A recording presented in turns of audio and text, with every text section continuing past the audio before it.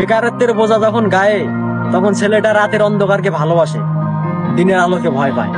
18 বছর বয়সী বেকার ছেলেটা এখন বাবার চোখে তাকিয়ে কথা বলতে পারে না। এজন্যই দীর্ঘদিন থেকে একসাথে বসে খাবারটাও খায় না। এক সময় স্বপ্ন দেখতো, আর এখন স্বপ্ন দেখায়।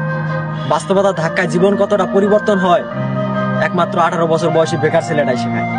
ঘরের বেকার ছেলেটা ঝোল হিসেবে বাবার শরীরে রক্ত পান করে, আর ভাত হিসেবে বাবার শরীরে মাংস চিবায়।